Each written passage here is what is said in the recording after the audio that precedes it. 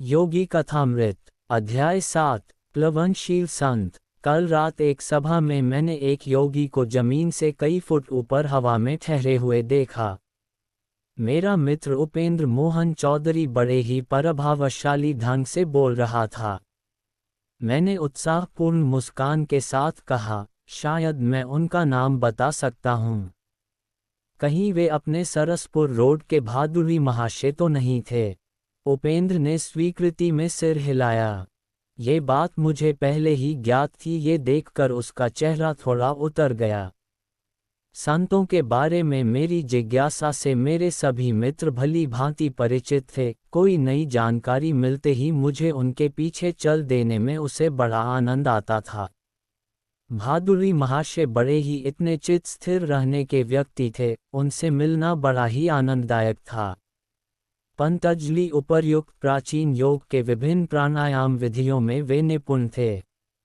एक बार भादुरी महाशय ने मेरे सामने भस्त्रिका प्राणायाम इतने जोर से किया कि लगता था मानो उस कमरे में समुद्र का तूफान आ गया हो। फिर उन्होंने गूंज करते श्वासोच्छ्वास को बंद कर दिया और वे अति चेतना समाधि की एक उच्च अवस्था में निश्चल बैठे रहे। तूफान के बाद शांति का वातावरण इतना प्रभावशाली था कि उसे कभी भुलाया नहीं जा सकता। मैंने सुना है कि वे कभी घर से बाहर नहीं निकलते। उपेंद्र के स्वर में कुछ अविश्वसनीयता झलक रही थी। वास्तव में ये सच है। 50-20 वर्षों से वे घर के भीतर ही रहते आए हैं। केवल हमारे पर्व त्योहारों के अवसर पर वे स्वयं ही लगाए इस नियम को थोड़ा ढीला करते हैं जब वे अपने ही अहाते में खुली सामने की मंडली तक पधारते हैं। वहां पर विशेष आगंतुकों से जाते हैं क्योंकि संत भादुरी अपने दयादृष्टि से हमें मिलते हैं। गुरुत्वाकर्षण के नियम को ठुकरा कर वे हवा में कैसे रह पाते हैं? कुछ प्राणायामों के अभ्यास से योगियों के शरीर की जड़ता नष्ट हो जाती है। तब उनका शरीर हवा में उड़ जाता है या फिर मेढक की तरह यहाँ से वहाँ फुदकने लगता है। जो संत योगाभ्यास नहीं करते, वे भी ईश्वर के प्रति तीव्र भक्ति की अवस्था में हवा में ऊपर उठते पाए गए हैं। इस संत के विषय में मैं अधिक जानना चाहता हूँ। क्या तुम उनकी साप्ताहिक सभाओं में जाते हो? उपेंद्र की आंखें कौतूहल से चमक रही थीं। हाँ, मैं जाता हूँ। जब वे मंत्रोच्चारण के दौरान निर्विकल्प चुपचाप और हास्य परिहास से मुझे सराबोर कर देते हैं। कभी कभी मेरे अति उत्साह से सभा की गंभीरता भंग हो जाती है। भादुरी महाशय तो उसका बुरा नहीं मानते, किंतु उनके शिष्य चुप जाने बिना नजरें से मेरी ओर देखते हैं। उस दिन दोपहर को स्कूल से घर लौटते समय मैं भादुरी महाशय के एकांत निवास के पास से गुजर रहा था तो उनका दर्शन करने की इच्छा हो गई। जनसाधारण के लिए उनका दर्शन दुर्लभ था। निचली मंजिल पर अकेले रहने वाले उनका एक शिष्य इस बात पर ध्यान रखता था कि उनके कलम में बल न पड़े। ये शिष्य कुछ ज्यादा ही अनुग्रहान्वित व्यक्ति था। उसने मुझसे पूछा कि क्या मैं भेंट के लिए तैयार हूँ। मैंने सहर्ष हाँ कर दी। उसके गुरुदेव उसी समय वहां आ पहुंचे और उन्होंने मुझे अविलंब बहिर्गति की जाने को कहा और चला गया। कुमार, तुम भी आना चाहे, घर आने दिया करो। संतवर की आंखें नम्रता उठीं। एकांत का मेरा नियम मेरी अपनी सुविधा के लिए नहीं बल्कि लोगों की सुविधा के लिए है। सांसारी लोगों को उनके मोहजाल को तहस नहस कर देने वाली स्पष्टता अच्छी नहीं लगती। संत न केवल दुर्लभ हैं, बल्कि वे लोगों को व्याकुल भी कर देते हैं। शास्त्र पुराणों में भी ये प्रायः जनसाधारण को विभक्त करते पाए जाते हैं। मैं भादुरी महाशय के पीछे पीछे ऊपर की मंजिल पर स्थित उनके अध्ययन कक्ष में जा पहुंचा, जहां से वे शायद ही कभी बाहर निकलते थे। संसार की धूर्त उलझनों के तीव्र गति से निर्बदले विचारों की ओर संत जन प्रवाह कोई ध्यान नहीं देते। केवल युग युगांतर में स्थित हुए कालीन सत्य पर उनका ध्यान केंद्रित रहता है। संतों के समकालीन लोग केवल उनके संकीर्ण वर्तमान के लोग ही नहीं होते। महाशय, जहाँ तक मैं जानता हूँ, आप पहले ऐसे योगी हैं जो हमेशा घर के अंदर ही रहते हैं। कभी कभी अनुभवी संतों को अप्रत्याशित परिस्थितियों में डाल देते हैं, कि कहीं हम यह न सोच लें कि हम कभी भी किसी न किसी विधि से परमेश्वर को पा सकते हैं। अत्यधिक शक्ति से प्रेरित था और उनकी प्रेममयी निगाहें किसी सुख की छाया थीं। उनकी वाणी में और अस्पष्ट अर्थ थे और उनके अधरों पर एक मंद स्मृति थी। उनका रूप अत्यंत आदर्श रूप था। उनका मुखमंडल पुराणों में वर्णित ऋषियों के समान था, भव्य मस्तक, भरपूर दाढ़ी, शांत आंखें, सदैव ईश्वर की सर्वव्यापकता पर स्थिर। वे सदैव दृढ़ता के साथ सीधे बैठते थे। हम दोनों ध्यानस्थ हो गए। 1 घंटे के बाद उनकी सौम्य वाणी ने मुझे जगा दिया। तुम प्रायः ध्यान लगाते हो, परंतु क्या तुम्हें कुछ अनुभव हुआ है? वे मुझे ध्यान से अधिक ईश्वर से प्रेम करने का स्मरण दिला रहे थे। साधना की ही साख्य समझ लेने को भूल नहीं करना। उन्होंने मुझे कुछ आम दिए। अपने गंभीर स्वभाव में भी मुझे हमेशा ही आनंदित करने वाली अपनी विनोद बुद्धि को प्रकट करते हुए उन्होंने कहा, साधारणता लोगों को भूल नहीं करना। ध्यान योग से जल योग, जलपान अधिक अच्छा लगता है। योग के विषय में उनकी इस शब्द क्रीड़ा को सुनकर मैं ठहाके लगाकर हंसने लगा। क्या हंसी है तुम्हारी? वात्सल्यपूर्ण चमक उनकी दृष्टि में प्रकट हुई। उनका अपना चेहरा सदैव गंभीर ही रहता था, परंतु उसमें भी परमात्मा स्वरूप मुस्कुराहट की झलक होती। लिपियों की ओर संकेत किया, वहाँ की कुछ सोसाइटियों के साथ, जिनके सत्संग योग शास्त्र में रुचि रखते हैं, मैं परस्पर व्यवहार करता हूँ। वे कोलंबस से बेहतर दिशानान के साथ भारत की नई सिरे से खोज कर रहे हैं। उनकी सहायता करने में मुझे खुशी होती है। जिनके उजाले की तरह योग शास्त्र का ज्ञान भी उन सब के लिए है जो इसे प्राप्त करने के इच्छुक हैं।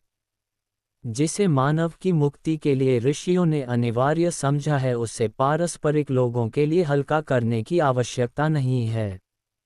बाह्य अनुभूत मिलते हुए भी सबका आत्मा एक समान है, और जब तक आत्मा के कुछ अभ्यास में कोई कमी की जाती, तब तक हमारे पारस्परिक संस्कारों की पवित्रता को प्राप्त कर सकते हैं। उन्होंने अपनी शांत दृष्टि मुझ पर स्थिर की। मैं समझ में तब यह नहीं आया कि उनके वक्तव्य में भविष्यवाणीगत मार्गदर्शन छिपा हुआ था। वह तो केवल अर्थ, भाव व शब्द लिख रहे, उनके द्वारा प्रायः दिए गए संकेतों पूर्ण अर्थ में समझ में आ रहा है कि मैं उनकी विशेष शिक्षाओं को अमृतता ले जाऊंगा। महाशय, मैं चाहता हूं कि आप जगत के कल्याण के लिए योग शास्त्र पर एक पुस्तक लिखें। मैं शिष्यों को तैयार कर रहा हूं। वे स्वयं और उनके शिष्यों की शरणस्थ जीवन पुस्तक का काम करेंगे, जो समय के स्वाभाविक क्षय और टीकाकारों की अस्वाभाविक टीकाओं से अछूते रहेंगे। संध्या काल को उनके शिष्यों के आने तक मैं अकेला ही उनके साथ रहा। शिष्यों के आने के बाद भादुरी महाशय ने अपना अंतिम प्रवचन शुरू किया। शांत बाग के तरह अपने श्रोताओं के मन के कुंठे कचरे को बहा ले जाकर वे उन्हें ईश्वर की ओर ले चले। विद्युत बंगाली में वे हृदयस्पर्शी टूटन देते जा रहे थे। उस दिन भादुरी महाशय संत संगियों को पाने के लिए अपने राजसी जीवन का त्याग करने वाली मध्ययुगीन राजपूत रानी मीराबाई के जीवन से संबंधित कुछ दर्शनीय तत्वों को समझा रहे थे। एक बार एक महान सन्यासी सनातन गोस्वामी ने मीराबाई से मिलने से इसलिए इनकार कर दिया कि वह स्त्री थी। उत्तर में मीराबाई ने जो कुछ कहा उसे सुनकर गोस्वामी विनम्र बनकर उनके चरणों में नत हो गए। महामहिमों से कहा, मीराबाई ने कहा कि मैं नहीं जानती कि स्त्रीत्व में ईश्वर के अतिरिक्त और क्या विशेषता है, जो उनके सामने क्षत्रियत्व नहीं है। शास्त्रों के एक सिद्धांत के अनुसार ईश्वर ही एकमात्र सुप्रभात तत्व है, उसकी सृष्टि तो केवल मिथ्यात्मक माया है। मीराबाई ने भक्तिरस से ओतप्रोत अनेक पदों की रचना की है, जो आज भी भारत में प्रेम और श्रद्धा के साथ गाए जाते हैं। उनमें से एक है, सांझ भई मैं राम नाम बिन कैसे पार पाऊं। बिन सद्गुरु जग अंधियारो, मनवा करना चाहिए। चंदन मांजे, केसर मांजे, मन की मैल न जाए। दूध नहाई तो हरी मिले, तो बहुत मुट्ठी अजा। रतन पान से हरी मिले, तो बहुत मुट्ठी खाजा। दूध पीवन से हरी मिले, तो बहुत बसा बासा। मीर कहे बिना प्रेम से न मिले नंदलाला। भादुरी महाशय जहाँ योगिक आसन में बैठे थे, वहाँ उनके पास पड़ी उनकी खड़ाओं पर कई शिष्य प्रणाम करते थे।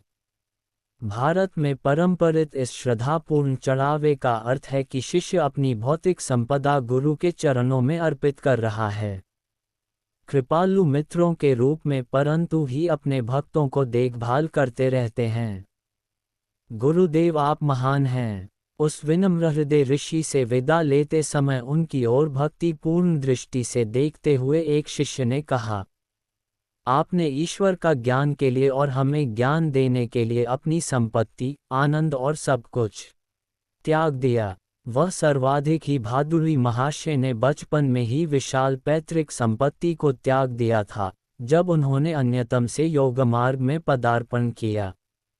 तुम एक ऊटपटांग बात बोले रहे हो। भादुरी महाशय के मुखारविंद पर सरसने का अत्यंत सौम्य भाव प्रकट हुआ।